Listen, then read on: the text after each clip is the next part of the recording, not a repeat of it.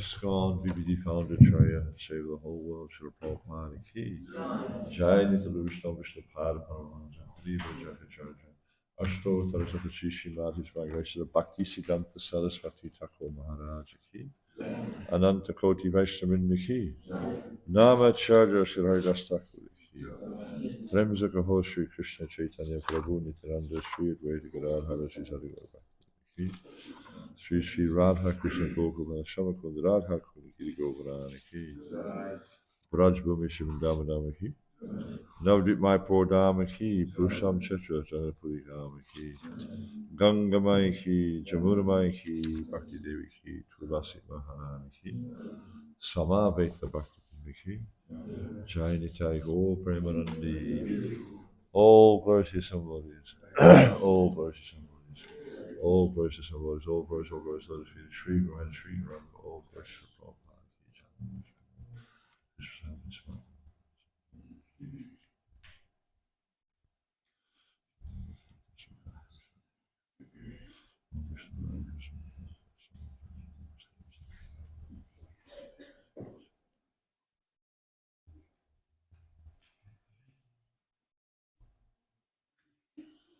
Om Namo Bhagavate Vasudevaya. Om Namo Bhagavate Vasudevaya. Om Namo Bhagavate Vasudevaya. My voice is a bit strained today. The kirtan yesterday was quite uplifting. So, yeah. Tavaiva Charanam Bhojam Shreyas. Start again. Tavaiva Charanam Bhojam Tavaiva Charanam Bhojam Tavaiva Charanam Bhojam Shreyas Kama Nirashisa Shreyas Kama Nirashisha Shreyas Kama Nirashisha Tavaiva Charanam Bhojam Shreyas Kama Nirashisha Vistrijyo Bhadyata Sangam Vistrijyo Bhadyata Sangam Vistrijyo Bhadyata Sangam Munaya Samupasate Munaya Samupasate Munaya Samupasate Visrijyo Bhayata Sangam Munaya Samupasate Tavaiva Charanam Bhojam Shreyas Kama Nirashisa Visrijyo Bhayata Sangam Munaya Samupasate Tavaiva Charanam Bhojam Shreyas Kama Nirashisha Vishrijo Bhayata Sangam Muraya Samupasate Abhaiva Charanam Pujam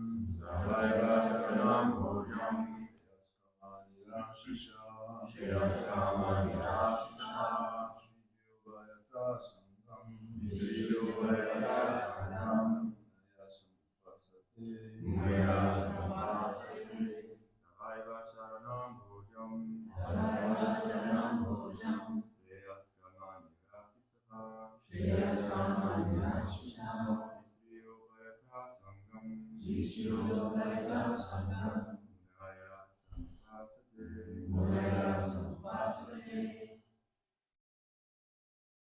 Vaishnavis.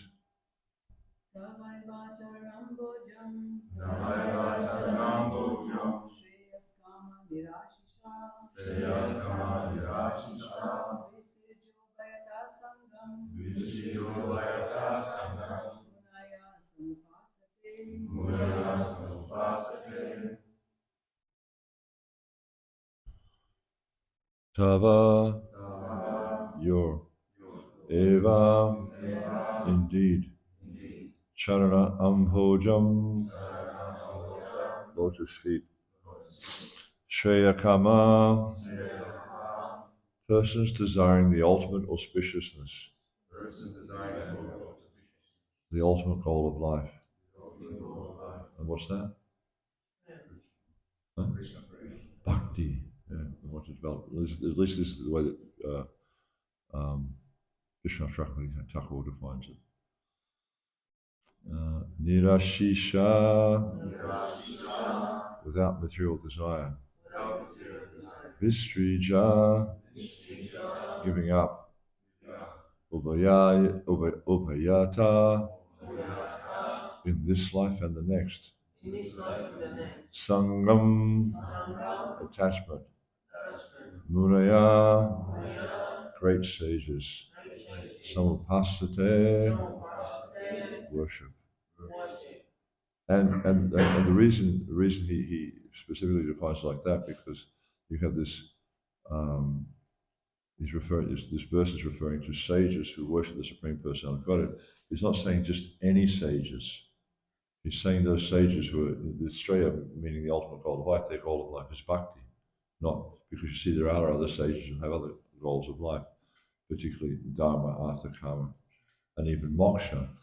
And we see here it is referring to in the purport it talks about those who are interested in moksha, but not moksha meaning, because you see often in the Bhagavatam it describes different personalities who achieve liberation.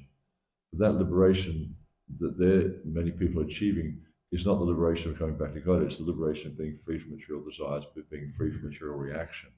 Just like we see with Dhritarashtra, he achieved liberation, but not the liberation of going back to God, it just became purified of material desire.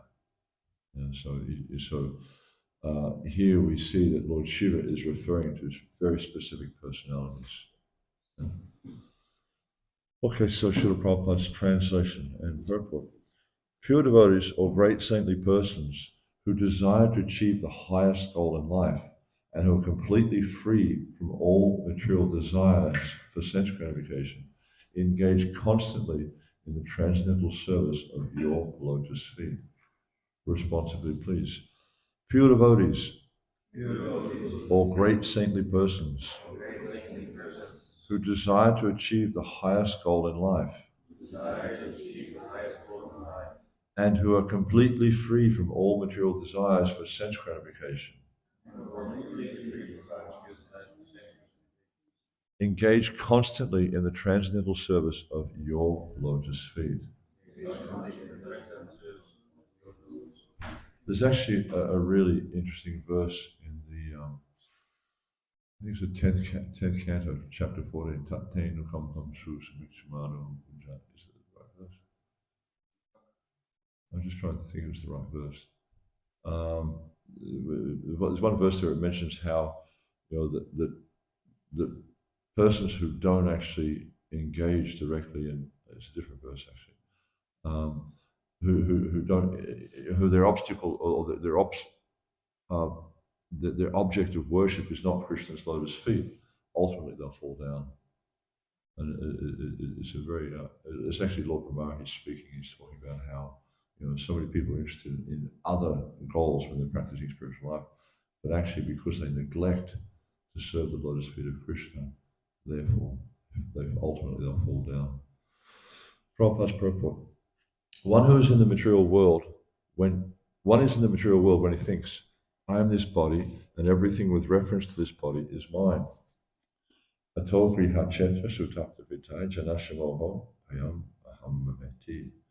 This is the symptom of material life. In the materialistic conception of life, one thinks, this is my house, this is my land, this is my family, and this is my state, and so on. But those who are munaya, saintly persons, following the footsteps of Narad Muni, simply engage in the transcendental loving service of the Lord without any personal desire for sense gratification. Anya abhirasha shunyam jnana kamari yanavitam. Either in this life or the next, the only concern of such saintly devotees is to serve the Supreme Personality of Godhead. Thus they are also absolute because they have no other desires. Being freed from the dualities of material desire, they are called Shreyas Kama. In other words, they are not concerned with Dharma, religiosity, Artha, economic development, or Karma, sense gratification. The only concern of such devotees is moksha, liberation. This moksha does not refer to becoming one with the Supreme like the Mayavadi philosophers. Chaitanya Mahaprabhu explained that real moksha means taking shelter of the lotus feet of the personality of Godhead. The Lord clearly explained this fact while instructing Sarvabhauma Bhattacharya. Sarvabhauma Bhattacharya wanted to correct the word Mukti-pade in the Srimad Bhagavatam, but Chaitanya Mahaprabhu informed him that there is no need to correct any word in Srimad Bhagavatam. He explained that Mukti-pade refers to the lotus feet of the Supreme Personality of Godhead, Vishnu, who offers mukti and is therefore called Mukunda. A pure devotee is not concerned with material things. He is not concerned with religiosity, economic development, or sense gratification. He is interested only in serving the lotus feet of the Lord. So very, very wonderful purport. And just a bit of a background on this particular story here. It's a very interesting and also a very, very instructive story. We find that in the previous chapters, which describe the churning of the ocean of milk, how the Devatas and the Daityas, they cooperated together. Because they do have some degree of affinity with each other. They have relationships and stuff like that, but every now and then they get into contest over who's supreme and who should rule. And sometimes we find that the Daityas, they'll drive the Devatas out of the heavenly planets and they'll take over the heavenly planets. So sometimes they even go to war. But this time they decided, they wanted to get this Amrit, this nectar of immortality. So they engaged in a pastime or an activity or an endeavor where they were churning the ocean of milk to get this nectar of immortality. But because the ocean of milk is so vast and the task was so vast, they had to use quite a substantial churning rod. So what they did is they used Mandara Mountain, which is gigantic, it's huge, and to churn the ocean. They used Vasuki. Vasuki is this massive serpent that's thousands of miles long, and they used him to churn the ocean. But it was quite an amazing pastime because what happened was, before the actual activity took place, the Devatas, they went to Lord Vishnu and they asked him to help them to achieve this nectar of immortality because many of their compatriots have been killed and they want to rejuvenate them from this battle with the Daityas. And so he said, okay, this is what you need to do, and explained to them how they churn the ocean milk. Use Mandara Mountain as a churning rod, use Vasuki as the rope. And he said, but whatever the Daityas ask, just agree to it. Don't, it doesn't matter how challenging it seems, just agree to whatever they ask for. You'll see, it will come out in your favor. So they agreed.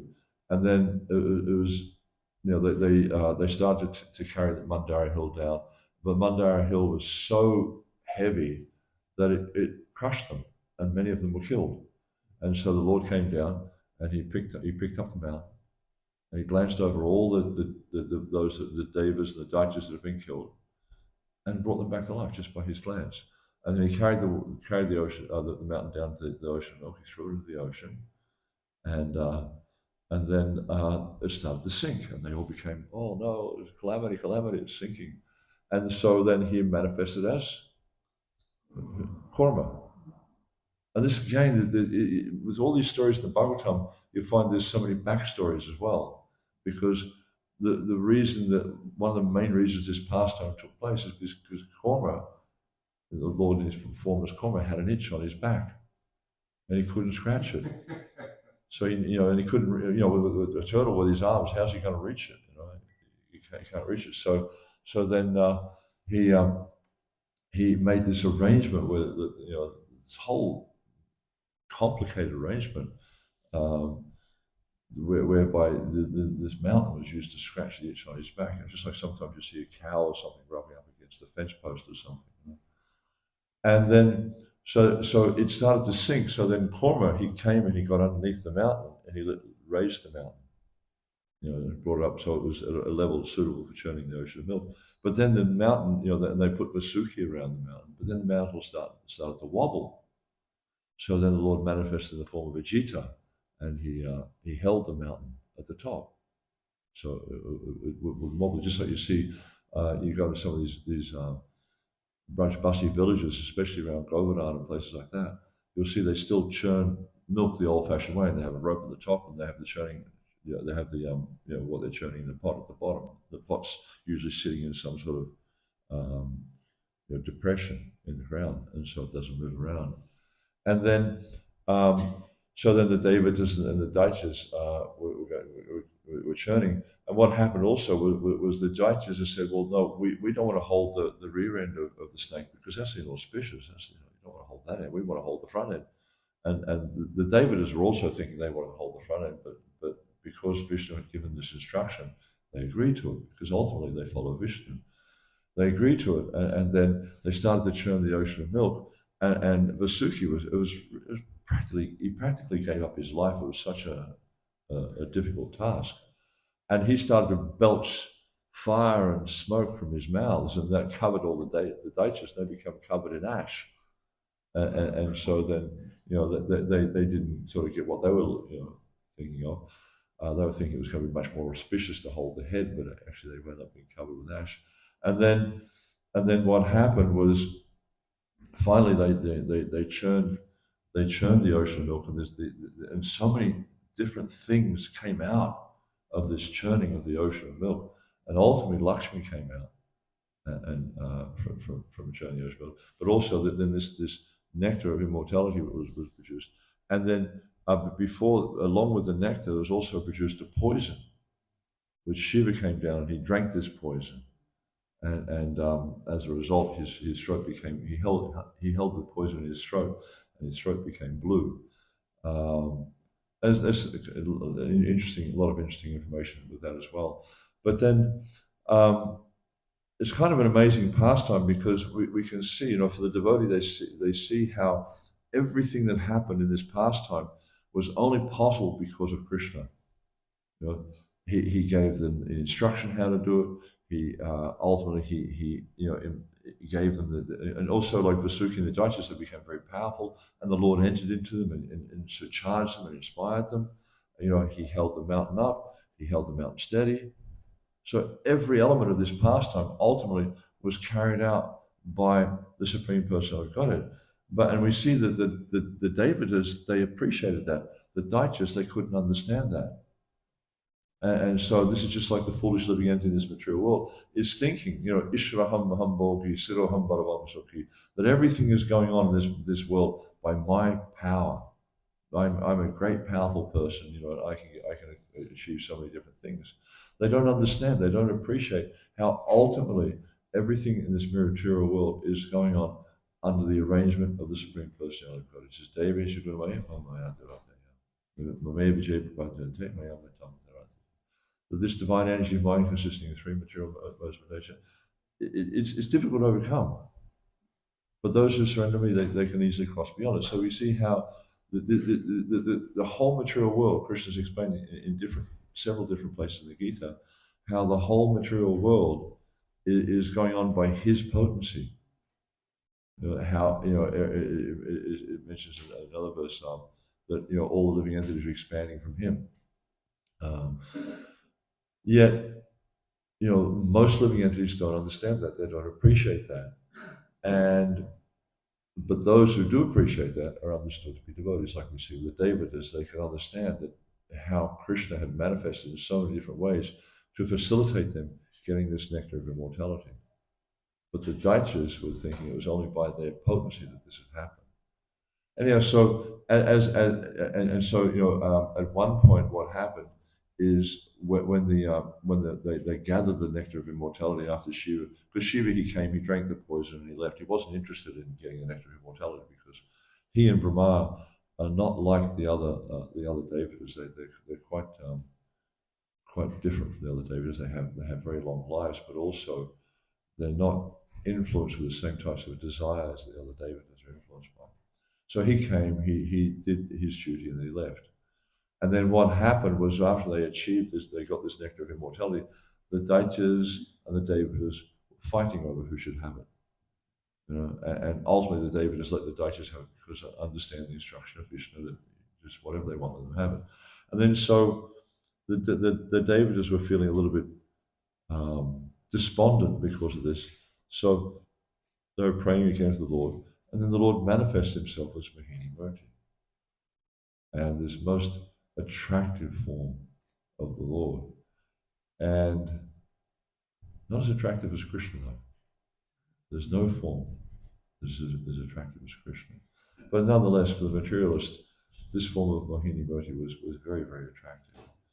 And you'll see it's described in subsequent verses how Mohini Murti manifested herself and was even able to bewilder Lord Shiva, which is, again, is quite an interesting pastime, because you'll see in a few verses' time that, because what's happening right now, I'll talk about this a little bit in a minute, is Lord Shiva, he's gone to Vaikuntha to see Lord Vishnu, and he's glorifying Lord Vishnu. And he's talking about, Lord Vishnu's wonderful potencies and powers, etc. like that. And so he goes there to see Lord Vishnu, and he wants to see this form of Mohini Murti. And it says how Lord Vishnu, he smiled and he became very grave. He was, and the acharyas different acharyas explain how the reason Lord Vishnu became grave because he was thinking to himself, this is going to be difficult. How am I going to bewilder Lord Shiva? Because Lord Shiva's not an ordinary personality. But still, Krishna is able to do that. There's different pastimes in different places where Krishna's response to what happens is sometimes a little bit hard to understand or hard to comprehend. So we need the commentaries of the acharyas to understand these things clearly. Even there's a wonderful pastime when all the when Aghasura manifests, and all the cowherd boys, they just see Aghasura. I think, this is very interesting. There's this huge cave which looks like the mouth of a snake. Let's go in there and enjoy some pastimes. Because they think, don't worry, Krishna's going to save us. Whatever happens, Krishna will save us. And so they go into the mouth of Aghasura, and Krishna sees this, and he becomes stunned. Some people interpret this as some mundane emotion, because Krishna is seeing that his friends are walking into the mouth of certain doom. But Vishwanath Chakravarti Thakur, in his commentary, he describes how the reason Krishna became as if he was stunned, because he was actually marveling at how his different Shaktis work to facilitate these different pastimes. So it's really extraordinary when we see these different pastimes, and we see how it's described here in the Bhagavatam, the page of the Bhagavatam, how Krishna reacts or responds in certain situations. And his his sort of responses sometimes are a little bit difficult for us as conditioned living entities to understand. Therefore, we need the commentaries of liberated souls such as Jiva Swami, Vishwanath Chakravarti Thakur, Sridhar Swami, Srila Prabhupada, and also his predecessors as well, to really understand what's happening. And we see here in this wonderful purport, Srila Prabhupada, he's explaining very clearly, because as it mentions here in this verse, it says Munaya. Now we see in the different stories in the Bhagavatam and different Vedic texts, it describes all types of munis. And of course we see descriptions of personalities like Narada Muni, and then we see Valmiki and all these different Agastya and so many different types of munis are being described, and even we'll see in the Mahabharata there's a verse which is talking about there's Tako Patishya Shruti Vibhina Nasho Yasha Muni. It talks again about munis and how munis is saying how one person is known as a muni because their opinion differs from somebody else. The muni basically means a thinker, some person who's contemplating, very much in the mind, the cerebral types of persons. But here it's defining very clearly what means a muni. And Vishwanath Chakravarti Thakur in his commentary on the verse, he says, as I mentioned before, Shreyas Kama, because Shreya means like they're interested in the ultimate goal of life. Now, different persons have different perceptions of what it means to be the ultimate goal of life. But those who actually understand the absolute truth understand what the ultimate goal of life is. So he defines here that Shreyas Kama means those who desire bhakti, because this is the ultimate goal of life. Because there is no greater achievement in life than to achieve love of Godhead. There's nothing greater than that. This is, this prema pamato mahan, as Lord Chaitanya defines it. There's no greater achievement than to achieve love of Krishna. And also we see that Vishwanath Chakravarti Thakur in his comment, he also mentions here how Shiva, when he's saying that these munis, they don't worship me, they worship you. These like we see, there's nice stories of for instance, Narad Muni, where he has different interactions with Lord Shiva. And he's very respectful to Lord Shiva, but he doesn't worship Lord Shiva as supreme. And you'll see that there are different pastimes with different great souls, how they're respectful to Brahma, they're respectful to Shiva. They understand them to be the greatest of the devatas, but they still don't accept them as being supreme. And in the beginning, we see how in the beginning of the Bhagavatam, I think it was Narad Muni, he was confused because he thought Brahma was supreme. But then Brahma, he clarified for him, actually, no, I worship Vishnu. Govindamadi Purusham Tamaham Bhajami. And we see how in these prayers from Lord Brahma, these wonderful prayers, and in all the prayers we chant during yagas and things like that, we were chanting on the altar the other day at the beginning of the Abhishek. Each one of these prayers concludes with Govindam Adi Purusham Tamaham Bhajami. That I worship Govinda, the primeval Lord. There's Ishvara Parama Krishna Sachidananda Vigraha Anadi Radi Govinda Sarva Karana Karana. That Ishvara Parama, so that the supreme controller, there's so many controllers in this material world, but the supreme controller, the Parama, who's the controller above all other controllers, is Krishna.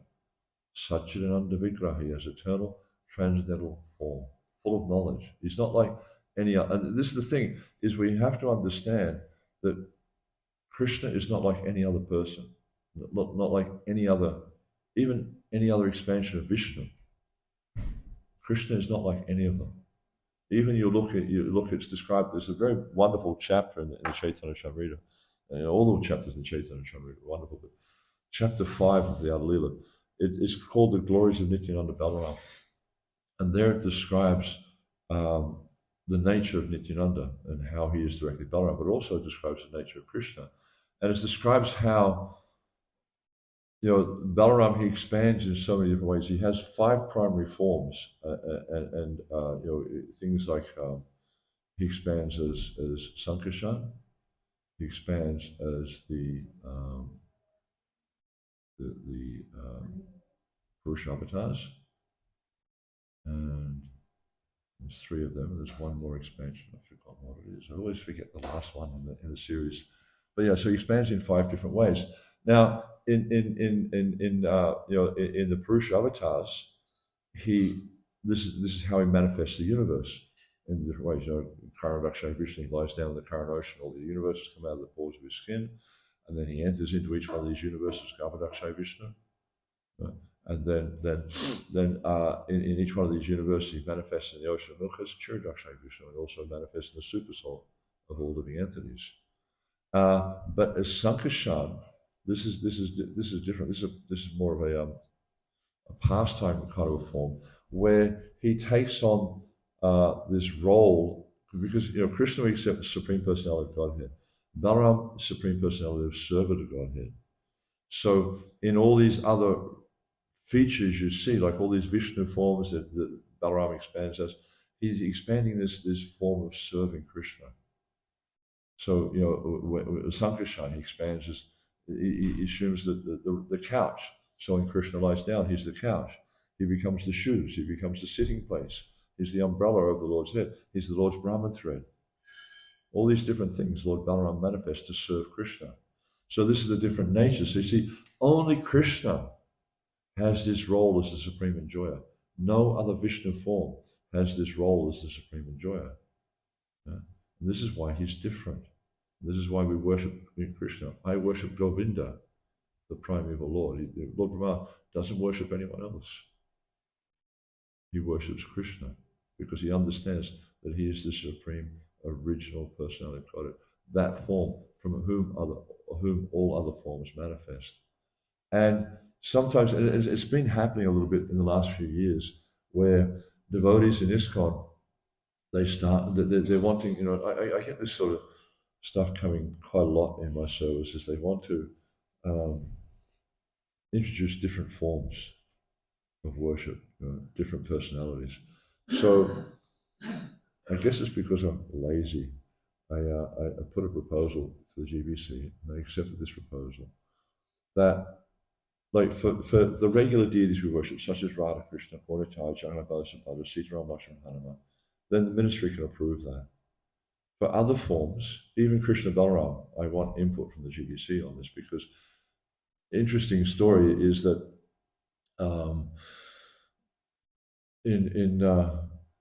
I can't remember where it was. There were several letters written to Prabhupada, and they were asking to install Krishna Balaram because they wanted to worship just like in Vrindavan. He said, you have to understand, Krishna Balaram in Vrindavan, this is for another purpose. And Prabhupada had a particular purpose in installing Krishna Balaram because he wanted to show that Krishna Balaram and Gaura are non-different. That was his purpose there.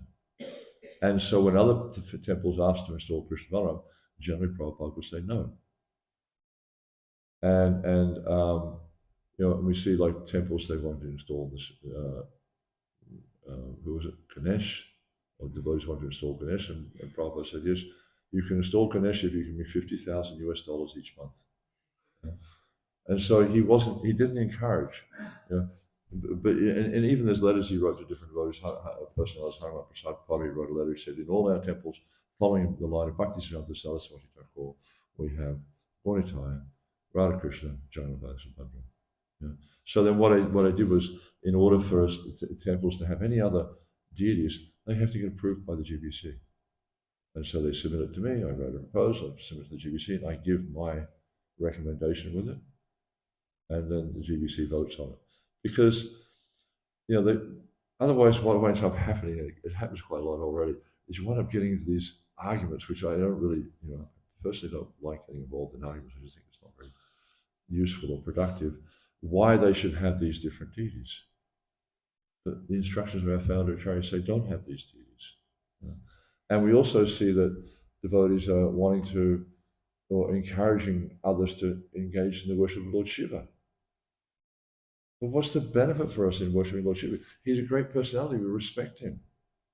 We bow down at his feet, but we're not going to have deities of Lord Shiva in our temples. We're not going to worship Lord Shiva because it's a distraction. Worshipping all these different personalities is simply a distraction, because the goal of our life is Radha and Krishna. This is the Ishta Devata of the Gaudiya Vaishnava Sampradaya. You look at all the different Sampradayas, they have their Ishta Devata. But the Ishta Devata, meaning our worshipful deity, the goal of our life is Radha and Krishna. And even we see that Prabhupada, there's no temples I'm aware of where Prabhupada installed just Krishna. It was always Radha Krishna, the divine couple. And we see here also that Vishwanath Chakravarti Thakur, in his commentary, he makes a few interesting points. He says the conduct of the great souls proves that you have this nature. So we see here how Lord Shiva is saying, he's talking in the verse about Krishna's nature being completely free from all material desires. I mean, how many people in this material world can say that? No material desire. So he's saying the conduct of the great souls proves that. The sages worship your lotus feet, not mine. You see, Narad Muni doesn't worship the lotus feet of Lord Shiva. He bows down, but you won't see he's engaged in regular worship. People with material desires worship me. Now you see that. All the followers of Lord Shiva, they're generally after something. The followers of Lord Brahma or any Devata, they're after some kind of material benediction. And Krishna says this in the 7th chapter of the Gita. The people who have people who have small desires, small interest in life, they worship Lord Shiva. They worship the different devatas. And then he goes on to say, just as your devotee has no material desire, you also have no material desire. You are not like me with a desire for power, who am dependent upon my worshippers. So Lord Krishna, he's not dependent upon anyone. But it's kind of interesting. He's above everyone. He's above everything. He's not influenced by this material nature. He's not affected by this material nature. And he's actually completely outside the material nature. Yet, still, when the devotee worships him with pure love, then he becomes completely controlled by that. And he becomes completely influenced by that. As we see, with the devotees in Vrindavan, Mother Yasoda, Nanda Maharaj. There's even descriptions of how when Krishna was a baby or a toddler, he would act to serve his parents in so many different ways. Even like his father would want his shoes, so he'd try to bring his father's shoes on his head, indicating the consciousness the child has towards the parents, but also this whole mood of seeing the parents as worshipful, but also carrying the shoes on the head and serving the father. So it was very, very wonderful how Krishna puts himself in this situation. Even though he's the Supreme Personality of Godhead, he puts himself in these situations for many purposes, but also some very specific purposes, because he's acting in a way, and Maharaj was talking about this the other day in one of his classes, how he acts in a way to deepen or to enhance the love of his devotees feel for him. And just like you see what many of these wonderful pastimes that Krishna performs in Vrindavan, how he acts in a way that just deepens the devotee's affection for him, their love for him, and they just become completely entranced by Krishna's amazing childhood pastimes. He's acting just like an ordinary person, but in no way is he ordinary. He's completely above any other living entity, and these verses of Lord Shiva are very instructive for us, because they help us to understand how Krishna is not like anyone else. And Krishna is completely different. He's saying here, the acts of the sages show this.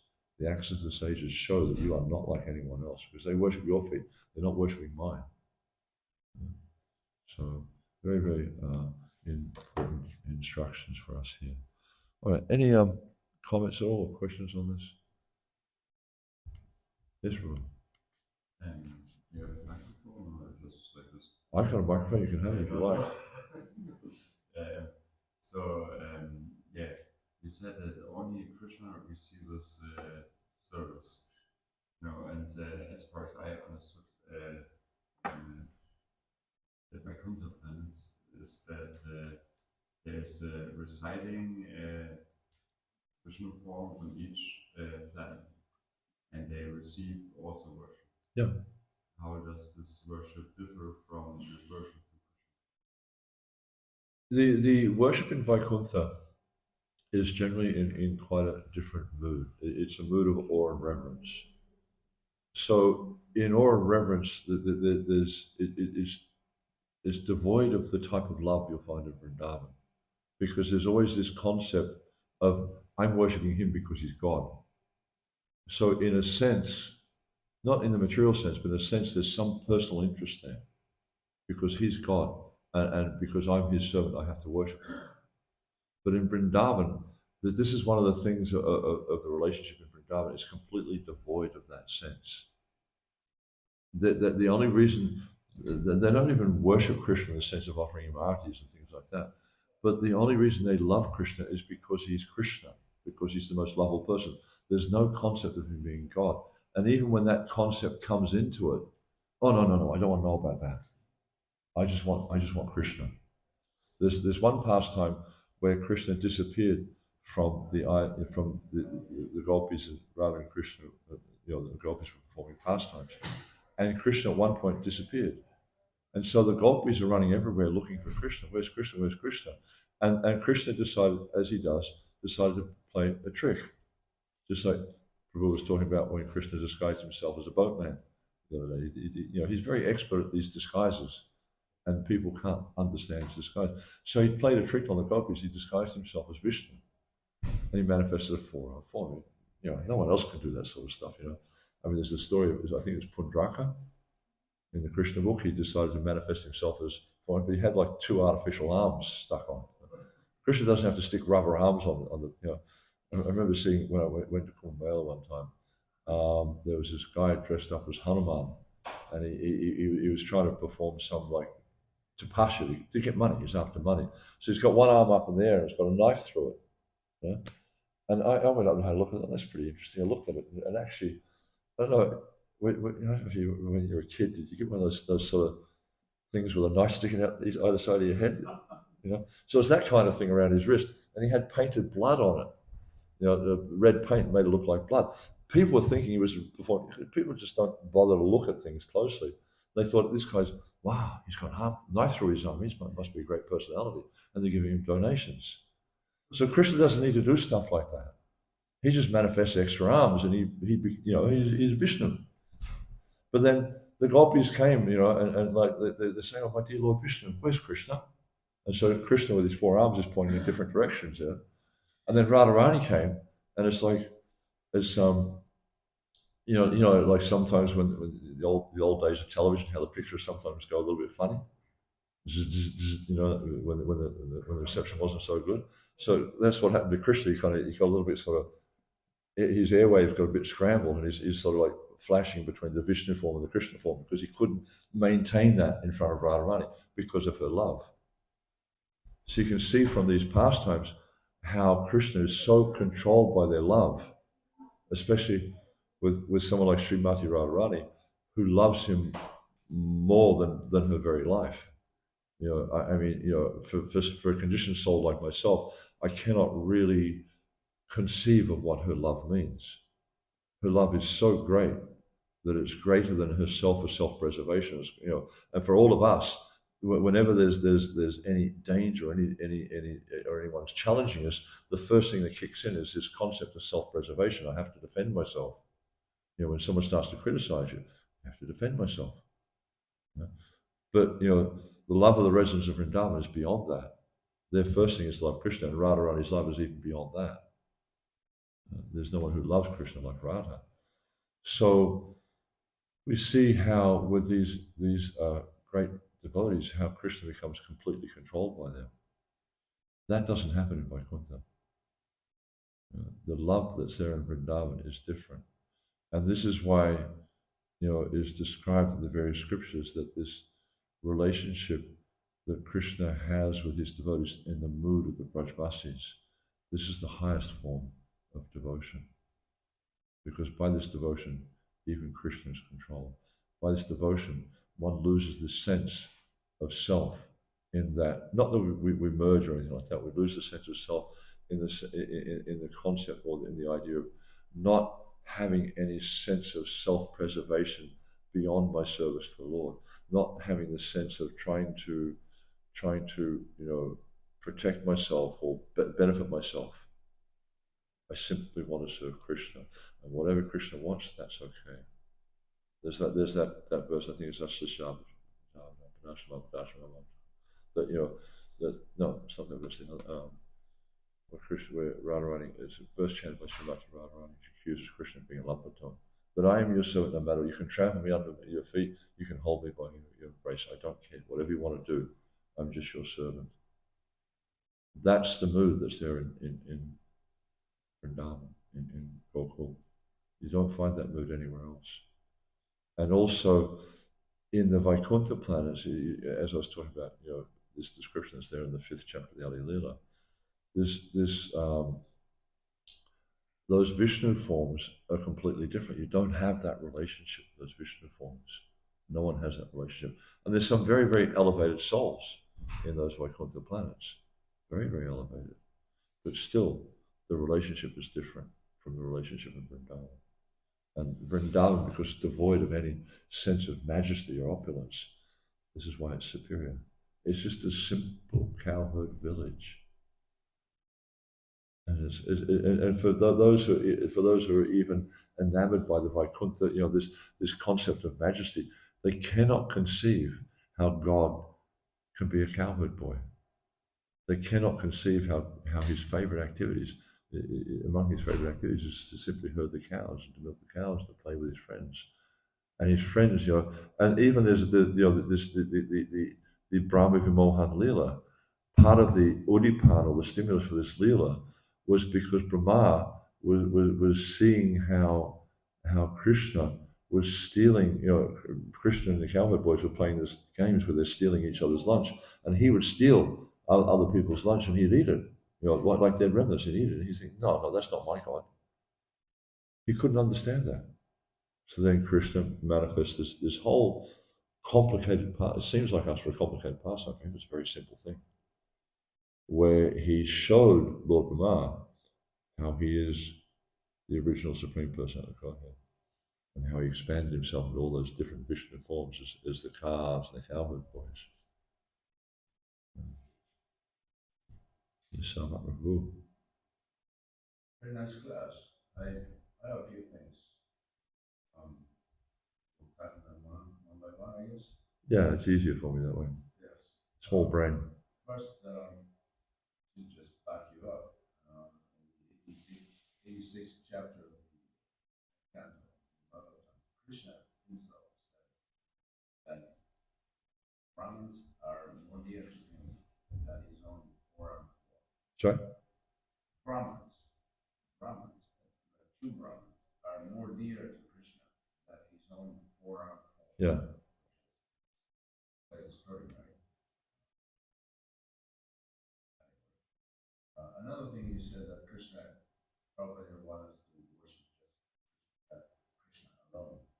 However, there's a caveat that maybe it wasn't installed from Kartanisai. Yeah. San Francisco. That's the deity that they had by himself. It wasn't installed, as far as I know. You know, like? Yeah, there was a deity of Krishna that Prabhupada was given in New York.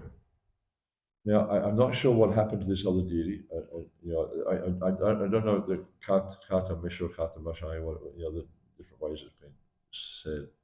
Prabhupada basically meant the boss. I'm not really sure what happened to that deity, but there was a deity in Prabhupada in New York. It was just Krishna on his own, black deity.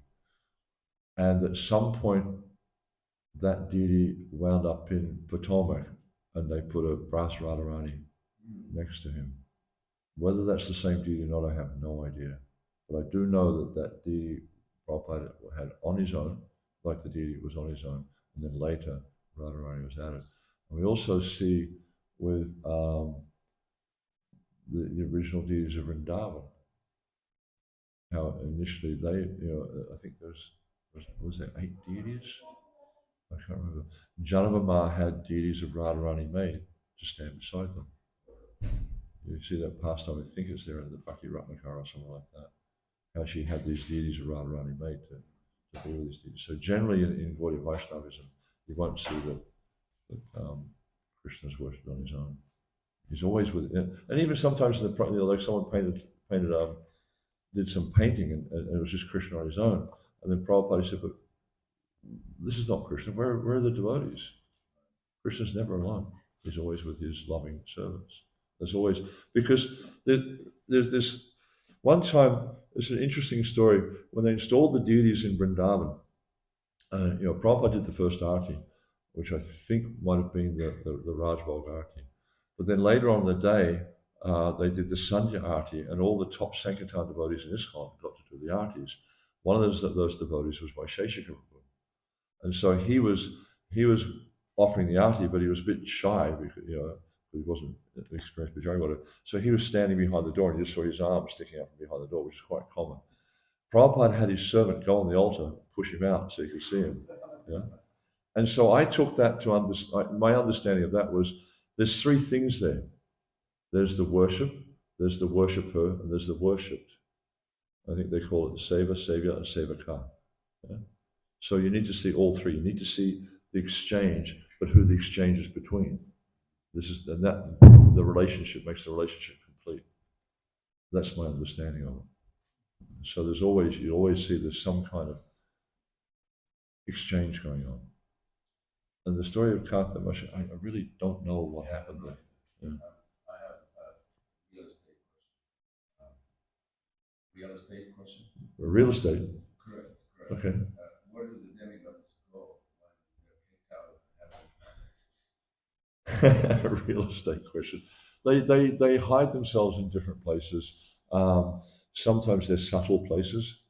They hide in clouds. They hide in all different types of places. I've read that where they've been kicked out of their homes and they're hiding themselves. I can't remember the exact detail, but they do hide themselves in different types of places. Have you read anything? No. And by the way, I have a friend that had a house very high in the mountain, and the clouds would come through the window.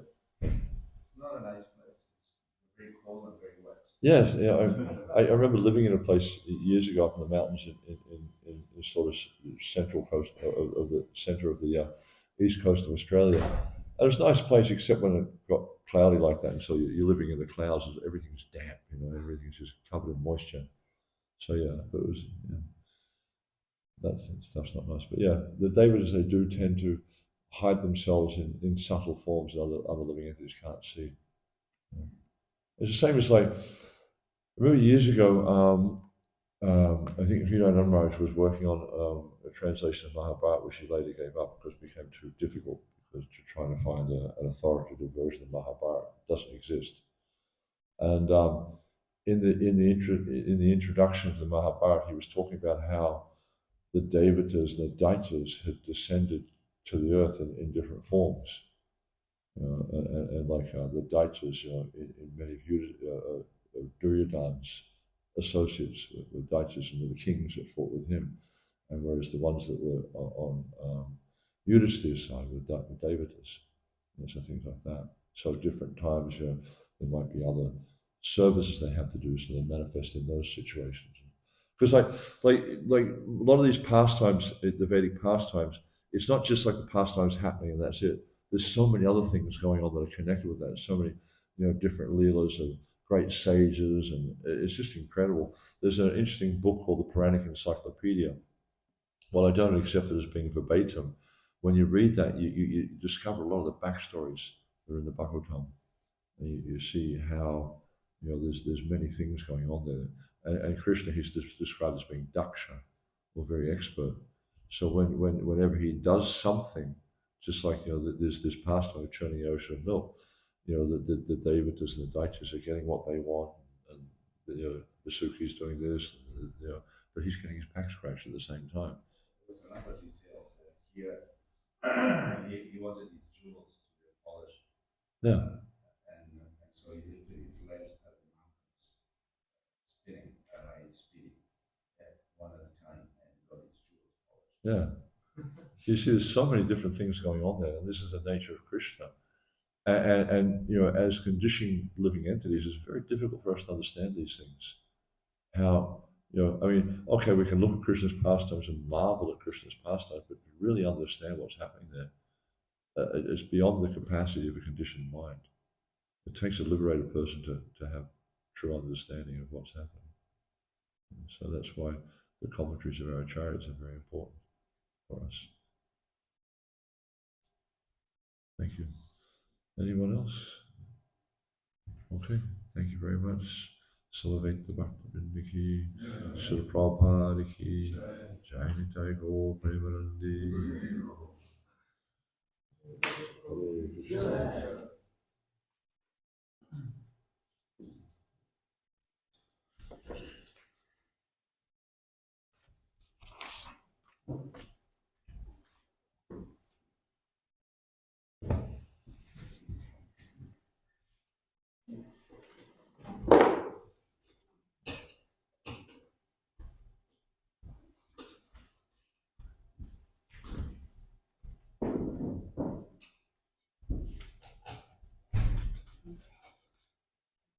You know this verse? You know this verse? Yeah, this is from Sanatana Goswami, the glorification of the Bhagavatam. Okay. Like, you are my only friend, you're my only guru, you're my only Association. Association, wealth. Indeed. Yeah. It's kind of my only fortune, my only pleasure. Places. It's beautiful. Yes. In the VIH, they used to sing the verses of first. Okay. Not too busy to do courses these days. Don't have time for it. I'd like to do them. And they say, oh, you can do it online in bits and pieces. Or people like that. Yeah, I'd like to do that. Yeah, I haven't answered a single email or WhatsApp message in the last 2 days. Yeah, and like, you know, for me to go to these places is really important because I actually get to see how the departments function. Because you go normal times, so it's quite easy. You go in person, you see what's really happening. Thank you for following me.